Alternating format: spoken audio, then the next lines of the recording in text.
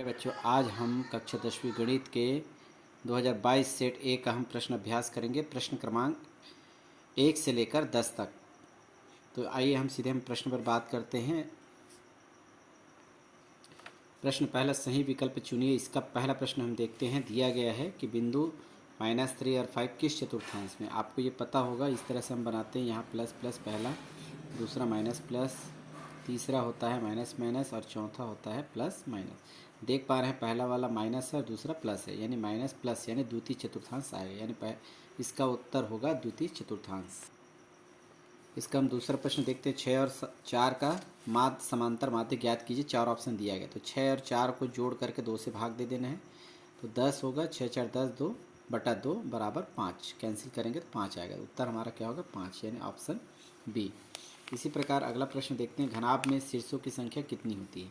घना है ना, इस तरह से यदि हम घनाभ की आकृति बना लेते हैं, ये सब रफ में हो रहे हैं, आपको अभ्यास के लिए बताया जा रहा है। ये घनाभ की आकृति है। शीर्ष, शीर्ष मतलब ये इसका शीर्ष होता है। तो हम पॉइंट को गिन सकते हैं, कितने पॉइंट आ रहे हैं।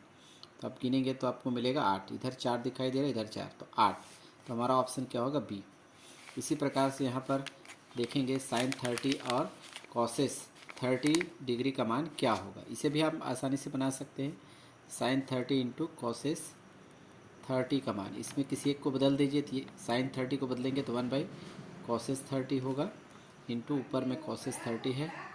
ये दोनों कैंसिल, तो क्या बचेगा आपके पास? 1। तो उत्तर आएगा 1। ऑप्शन देख सकते हैं, यहाँ पर 1 दिखाई दे रहा है। इसी का पांचवा प्रश्न हम देखेंगे। यहाँ पर x² - 9 के शून्य ज्ञात कीजिए। 4 ऑप्शन आपको दिए गए हैं। तो चलिए हम इसे किस तरह से सॉल्व कर सकते हैं, यहाँ पर देख पाएंगे। x² - 9, इसका हम शॉर्ट वीडियो भी बनाए थे, आप उसमें भी है ना मेरे चैनल में जाकर देख सकते हैं। शून्य के लिए हम क्या करेंगे? इसे शून्य के बराबर मानेंगे। x² - 9 का पक्षांतर कर देंगे तो क्या होगा? +9 होगा, है ना। हमें x का मान ज्ञात करना है। x², तो ये किसका वर्ग हो सकता है? यहाँ पे x का वर्ग है, तो ये 3 का वर्ग होता है 9। तो प्लस माइनस दोनों में होता है, तो वर्ग वर्ग घात के नियम से कट जाएंगे। तो x बराबर क्या आएगा? +3 और -3। ऐसा ऑप्शन मिलेगा, वो आपका उत्तर होगा। देख पाएंगे आप, ऑप्शन तीसरे पर दिखाई दे रहा है। रिक्त स्थान की पूर्ति करें। इसमें भी 5 प्रश्न आते हैं। तो हम पहले क्वेश्चन को देख लेते हैं। यदि tan θ 1 है तो थीटा का मान ज्ञात करना है। ये कक्षा 9वीं में भी आप पढ़े होंगे। tan θ 1 दिया गया है, तो tan यहाँ पर भी आपको रखना होगा। तो tan में कितने डिग्री का मान 1 होता है? तो tan 45 यानी 45 अंश का। तो tan और tan कट जाएगा, तो थीटा बराबर कितना आएगा? 45 अंश। उत्तर में लिखेंगे 45 अंश। ये पहला का उत्तर होगा। दूसरा प्रश्न देखेंगे। यदि सावधि जमा खाते में ब्याज की गणना 6 माही की जाती है तो दर प्रतिशत कितना लिया जाता है ना। यहाँ पर पूछा गया है 6 माही गणना, है ना। कौन सा खाता है? सावधि जमा खाता। तो दर प्रतिशत कितना लिया जाता है? तो हम जानते हैं, जब 6 माही गणना करते हैं तो दर और समय को बदलना पड़ता है। यदि समय पूछा जाता तो हम 2 गुना करते, और दर पूछा गया है तो 1/2, है ना। तो यहाँ पर आपके पास प्रश्न है दर प्रतिशत कितना होगा। तो हम बता सकते 1/2 न लिख करके इसे आप शब्दों में लिखेंगे आधा, यानी है ना, आधा होता है। 1/2 को हम आधा कहते हैं, यहाँ पे आधा आएगा, ठीक है। इसी प्रकार देखेंगे 16 4 x है, तो x का मान ज्ञात कीजिए। आप इसे ट्रिक मेथड से ज्ञात कर सकते हैं। 16 4 x का मान ज्ञात करना। 4 से 16 कैसे प्राप्त हुआ? 4 गुना करने पर। 4 गुना 4 16। तो यहाँ पर भी x में हम कोई ऐसा मान रखेंगे, इसका भी गुना आप 4 से करेंगे तो हमें 4 प्राप्त होना चाहिए। तो 4 का गुना हम किससे करें कि 4 आ जाए? 1 से। 4 का गुना 1 से करेंगे तो 4 आएगा। तो उत्तर हमारा क्या होगा? 1 होगा। यहाँ पे उत्तर लिखेंगे 1। इसी प्रकार देखते हैं अगला प्रश्न। वित्त के केंद्र से जीवा पर डाला गया लंब जीवा को खाली स्थान करता है। बहुत सिंपल प्रश्न है। पहले वित्त है, वित्त लिखा, वित्त लिखे केंद्र से। वित्त का केंद्र जीवा पर, है ना, जीवा बनाएंगे। मान लेते हैं इसको, जीवा को AB पर डाला गया लंब, तो केंद्र से इसमें हम लंब डालेंगे। तो जीवा को क्या करता है? तो ये जीवा है AB, तो जब लंब डाले जाते हैं तो A से B जो है समान 2 भागों में बढ़ जाता है, जिसे हम कहते हैं समद्विभाजित। समद्विभाजित इसका उत्तर आएगा। इसी प्रकार सत्य और असत्य इसमें दिए गए हैं प्रश्न। ये भी 5 प्रश्न आएंगे। तो पहला प्रश्न हम देखते हैं। वाई अक्ष पर स्थित किसी बिंदु का x निर्देशांक 0 होता है, ये पूछा गया। सही है या गलत? तो यहाँ पर हम सबसे पहले जान लें, इसको समझने के लिए हम एक ग्राफ बनाते हैं ना। इसमें निर्देशांक बनाते हैं, एक्स अक्ष और ये वाई अक्ष, आप इससे परिचित हैं। वाई अक्ष पर स्थित है, मान लो जाए ये है ना, मूल बिंदु है, जीरो होता है। हम मान लो जाए वाई अक्ष पर हैं, यहाँ पर मान के चलिए, तो उस स्थिति में एक्स अक्ष का निर्देशांक क्या होगा, शून्य हो, क्योंकि हम वाई अक्ष में जा रहे हैं, वाई अक्ष पर स्थित है। उस स्थिति में एक्स का मान हमेशा क्या होगा, जीरो होगा। तो ये जीरो दिया गया है, शून्य होता है, तो इसका उत्तर क्या होगा, सही होगा। प्रश्न नंबर 2, यदि दो त्रिभुज सर्वांग सम है, सर्वांग सम का मतलब होता है दोनों एक ही साइज के हैं, आकृति के, है ना। त्रिभुज की बात हो रही है, ये एक त्रिभुज और ये दूसरा त्रिभुज, दोनों एक ही साइज के, सेम टू सेम, सर्वांग सम है, तो वे हमेशा समरूप होते हैं। तो बिल्कुल समरूप होंगे। समरूप का मतलब होता है पैटर्न एक जैसा होना चाहिए, तो दोनों का पैटर्न एक जैसा है, तो ये भी उत्तर क्या होगा आपका, सही होगा। अगला प्रश्न देखते हैं, इसी का तीसरा प्रश्न, सही गलत का। टेन 90 माइनस थीटा का मान कॉट थीटा होता है। तो हमें पता है टेन 90 माइनस थीटा, तो टेन किस में बदलता है भाई, कॉट में, और थीटा की जगह क्या है, थीटा, तो कॉट थीटा होना चाहिए, तो बिल्कुल कॉट थीटा दिया है, तो ये उत्तर भी क्या होगा, सही होगा। इसी प्रकार से देखेंगे, जिस राशि पर ब्याज की गणना की जाती है उसे मूलधन कहते हैं, बिल्कुल सही है। इसका भी वीडियो पुराने वीडियो में हम बना चुके हैं, है ना। ब्याज की गणना जिस राशि पर किया जाता है उसे मूलधन कहते हैं, यानी कि हम किसी साहूकार या महाजन से पैसा लेके आते हैं उधारी में, वह पैसा मूलधन कहलाता है, और उसी पर वह साहूकार या महाजन क्या लेता है, हमसे ब्याज लेता है, तो बिल्कुल सही है। तो चौथा भी क्या होगा, सत्य होगा। लास्ट दिया गया है, समीकरण निकाय में A1/A2 equal B1/B2 not equal to C1/C2, तो हमेशा अद्वितीय हल प्राप्त होता है। देखेंगे, ऐसी स्थिति में हमें पता है, हम जानते हैं कि A1/A2 बराबर B1/B2 not equal to C1/C2। ऐसी स्थिति में एक है ना, कोई हल नहीं होता है, लेकिन आपको क्या दिया गया, अद्वितीय हल होता है, तो ये क्या हो जाएगा आपका, असत्य यानी गलत हो जाएगा। इस तरह से 5 प्रश्न सही और गलत का कंप्लीट हुआ। आगे नेक्स्ट प्रश्न देखते हैं। इसी तरह से रोजाना आप 10-10 प्रश्न भी अभ्यास करेंगे तो बहुत सारे आप प्रश्न की तैयारी कर पाएंगे और समझ पाएंगे। तो चलिए हम देखते हैं प्रश्न नंबर दूसरा, के का मान ज्ञात करना है जब समीकरण के मूल वास्तविक और बराबर होंगे। यदि एक समीकरण दिया गया, ये वही वर्ग समीकरण है, तो के का मान ज्ञात करना। तो सबसे पहले आप लिखेंगे, यहाँ पर दिया गया है, क्या दिया गया आपके पास, समीकरण के x square plus 4x plus 1 is equal to 0। इसकी तुलना आप क्या करेंगे, वर्ग समीकरण के मानक रूप आप पढ़े होंगे, है ना, A X square plus B X plus C equal 0 से करने पर, अर्थात ए बी सी का मान निकाल लेंगे। ए का मान कब निकलेगा, एक्स स्क्वायर का गुणांक ए होता है और एक्स का गुणांक क्या होता है, बी होता है, और बचत यानी शेष सी का मान होता है। तो यहाँ पर हम ए बी सी निकालेंगे। एक्स स्क्वायर का गुणांक क्या है, के, यानी ए का मान क्या आएगा, के आएगा। बी का मान देखेंगे, यहाँ पर क्या है, एक्स का गुणांक बी, तो एक्स का गुणांक क्या है, 4, चिन्ह के साथ लेंगे 4, 4, और सी का मान जो बच गया है वो वैल्यू है 1। इस तरह से ए बी सी के मान यहाँ प्राप्त हो गए। पूछा गया है कि मूल वास्तविक और बराबर होंगे, तो यहाँ पर आपके पास क्या दी गई है, शर्त है, वो लिखेंगे मूल वास्तविक व बराबर होने के लिए। तो मूल वास्तविक बराबर कब होता है, जब यहाँ पर विभेदक का मान 0 के बराबर होता है, तभी मूल क्या होता है, वास्तविक और बराबर होता है। तो डी क्या चीज़ है, डिस्क्रीमेंट यानी विभेदक, और हम विभेदक का सूत्र जानते हैं, डी के बराबर क्या होता है, बी स्क्वायर माइनस 4ac बराबर 0। तो यहाँ पर आप देख पा रहे हैं बी, ए और सी का मान रखेंगे, तीनों के मान है हमारे पास। तो यहाँ पर बी का मान रखेंगे तो क्या है हमारे पास, 4, 4 का स्क्वायर माइनस 4 का 4 गुना है, ए का मान क्या है, के है, और सी का मान है 1 इज इक्वल टू 0। आगे हम कंटिन्यू प्रोसेस करेंगे तो हमें क्या मिलेगा, देखेंगे 4 का स्क्वायर यानी 4 का 2 बार गुना करेंगे, 4 गुना 4 16, ऋण 4 का के से गुना करेंगे, 4 के होगा बराबर 0। हमें के का मान याद करना है, इसलिए हम 16 का पक्षांतर करेंगे, ये प्लस है तो किस रूप में जाएगा, माइनस, तो हमारे पास -4k रहेगा बराबर -16। इस तरह से यहाँ पर देखेंगे दोनों पक्षों में माइनस से कैंसिल कर दीजिए। अब के का मान ज्ञात करने के लिए 4 का फिर पक्षांतर करेंगे तो क्या होगा, 16/4 नीचे आ जाएगा, कैंसिल कर लीजिए, 4 एकम 4, 4 चौक 16। इस तरह से हमें के का मान प्राप्त हो गया 4, ये आपका आंसर होगा। इस तरह से आप दूसरा प्रश्न बना सकते हैं।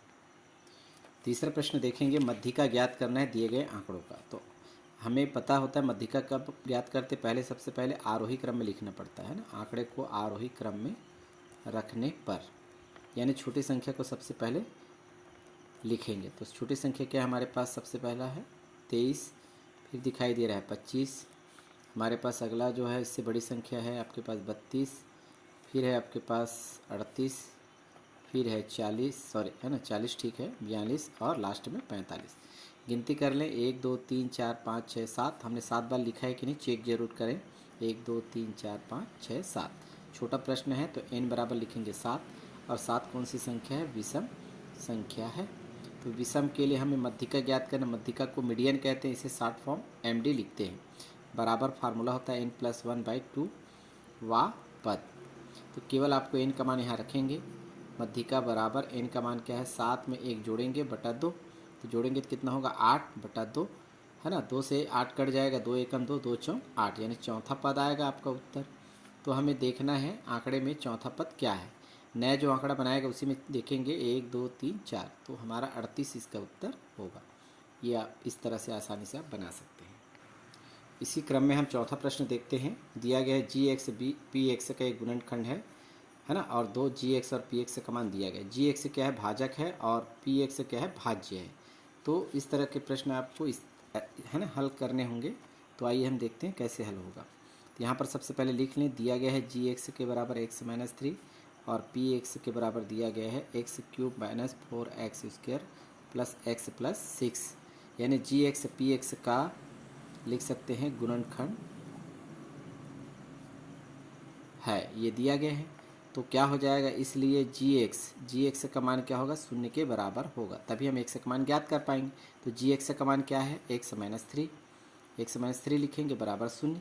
इस प्रकार से x बराबर x का मान ज्ञात करेंगे तो -3 का पक्षांतर +3 के रूप में होगा, अर्थात x का मान आ गया 3। अब आपके पास है ना GX PX का गुणनखंड है, ऐसा दिया गया है ना, जांच करके आपको देखना है।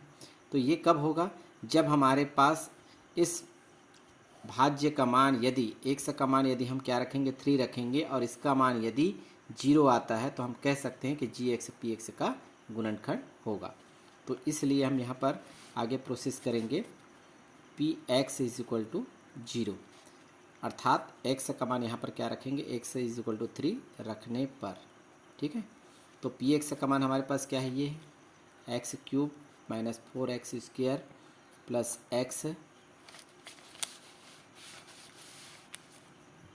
x plus 6 = 0। PX की जगह ये वैल्यू रखेंगे और = 0। अब x का मान क्या है 3, तो x की जगह 3 रखिए यहाँ पर, 3 का क्यूब - 4 इंटू x का मान है 3 का स्क्वायर प्लस x का मान आपके पास क्या है 3 प्लस 6 = 0। यहाँ पर देखेंगे 3 का क्यूब यानी 3 का 3 बार गुना, 3 3 3, रफ में यदि हम देखेंगे 3 गुना 3 गुना 3, तो इस तरह से कितना आ जाएगा हमारे पास 27। यहाँ पर आएगा 27 ऋण 4 गुना 3 का वर्ग यानी 3 गुना 3, तो कितना होगा 9, धन 6 और 3 को हम जोड़ सकते हैं, 6 3 9 बराबर 0।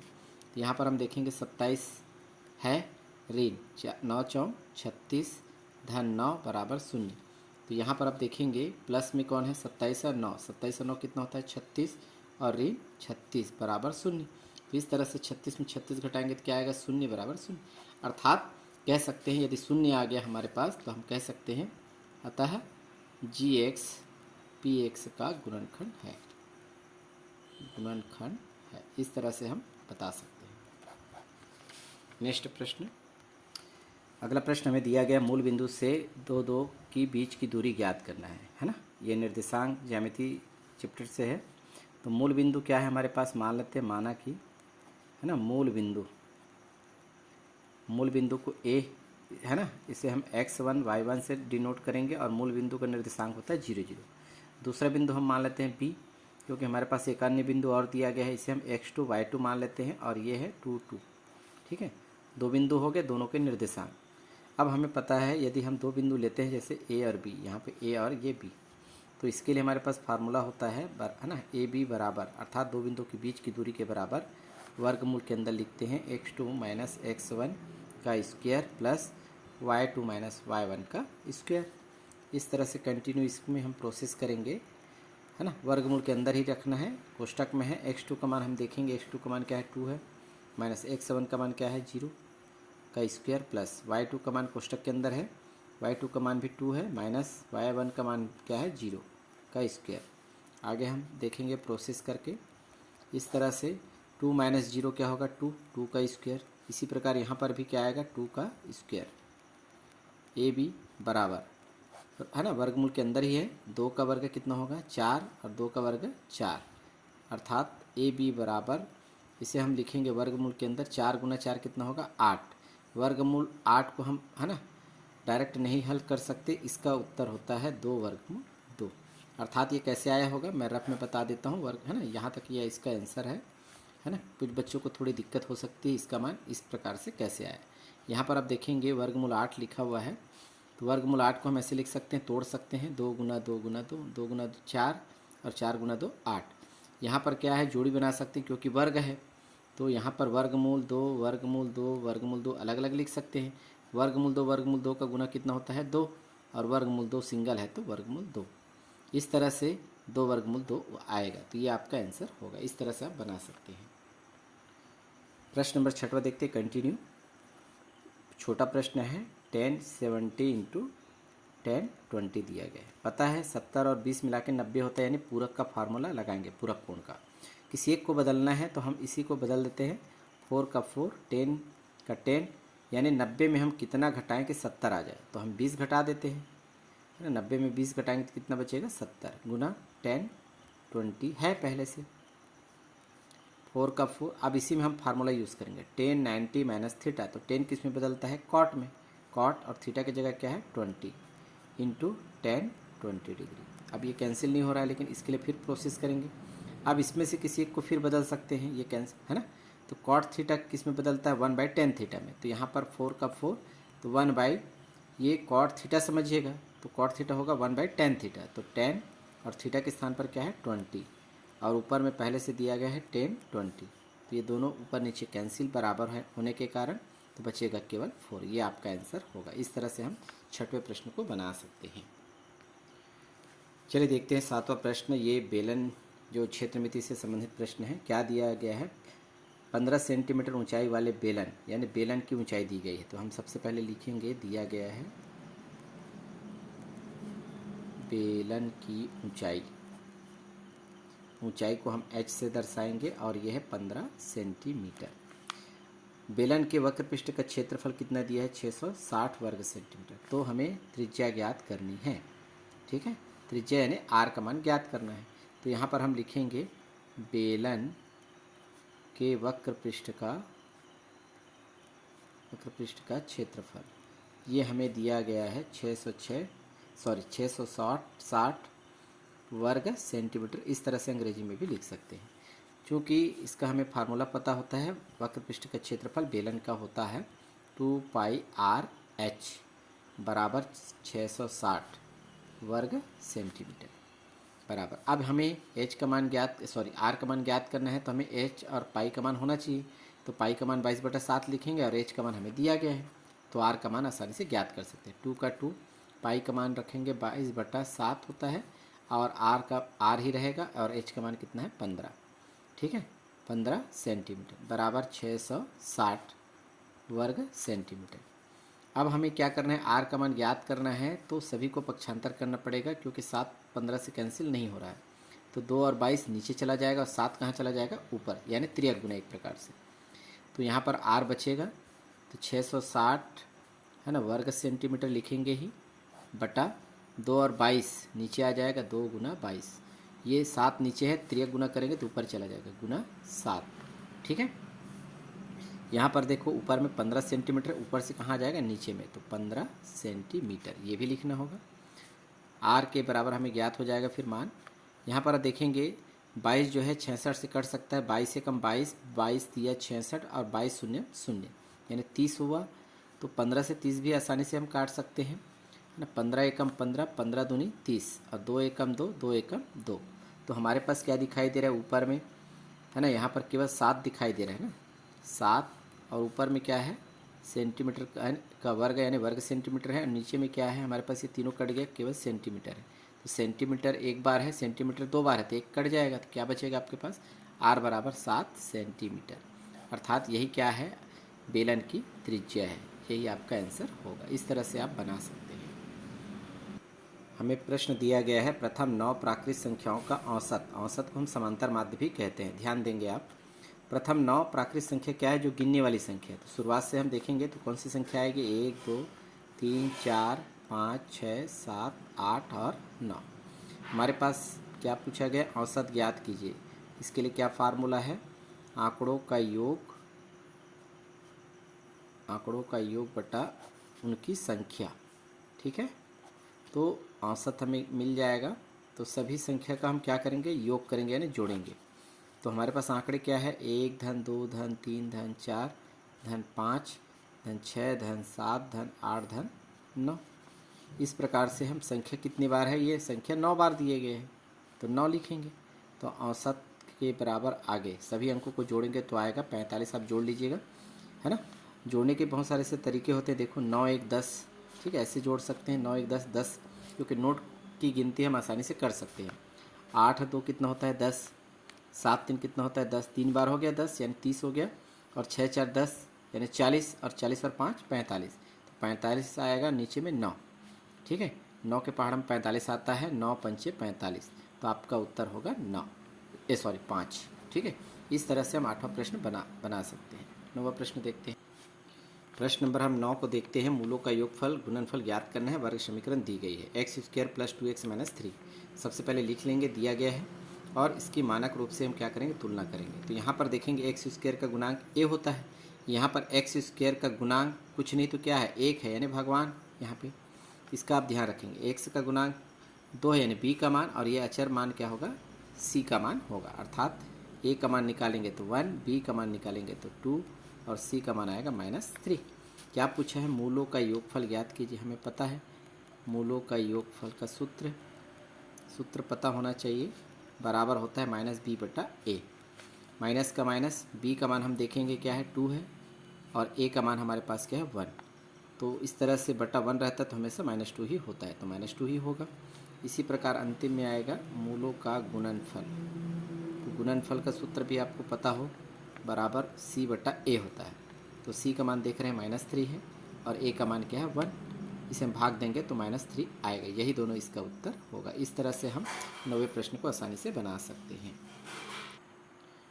इस वीडियो का अंतिम प्रश्न क्रमांक 10 हम देखने वाले हैं। यदि आपको ये वीडियो अच्छा लगता है तो आप बिल्कुल सब्सक्राइब कर लीजिए। रोज़ाना, है ना, परीक्षा तक इस तरह के प्रश्न आपके मेरे चैनल में आते रहेंगे। तो चलिए देखते हैं अंतिम प्रश्न। दिया गया है x + 5 अनुपात 45 समानुपात 1:5 हो, तो x का मान आपको ज्ञात करना है। तो आप अनुपात को हम बटा के रूप में लिखते हैं। ये इसका अनुपात 45 है, तो हम क्या लिखेंगे, x + 5/45 बराबर समानुपात, यानी इन दोनों अलग अलग अनुपातों को ये बराबर बांटता है, तो बराबर का चिन्ह लगाएंगे। 1:5 यानी 1/5 लिखेंगे। आगे हम प्रोसेस करेंगे त्रियक गुना करके, है ना। तो x + 5 का गुना हम 5 से करने वाले हैं, तो एक बार चाहे तो आप लिख सकते हैं इस तरह से गुना के रूप में। और 45 का 1 से गुना करेंगे तो 45 एकम 45। अब आप गुना करें 5 का 1 से के साथ 5 1 से होगा, प्लस 5 पंचे 25 बराबर 45। हमें x का मान ज्ञात करना है, तो 5 1 से रहेगा ही, बराबर 45। इसकी जोड़ी है 25, इसे हम पक्षांतर करेंगे, ऋण में चला जाएगा, ऋण 25। इस तरह से 5x बराबर 45 में 25 घटाएंगे तो कितना बचेगा हमारे पास, 20। तो हमें x का मान ज्ञात करना है, तो 5 का फिर से पक्षांतर करना पड़ेगा, गुना के रूप में तो बटा में चला जाएगा। 20/5 काटेंगे तो 5 एकम 5, 5 चौं 20। इस तरह से x का बराबर आएगा 4। ये आपका आंसर होगा। नेक्स्ट वीडियो में मिलते हैं। धन्यवाद।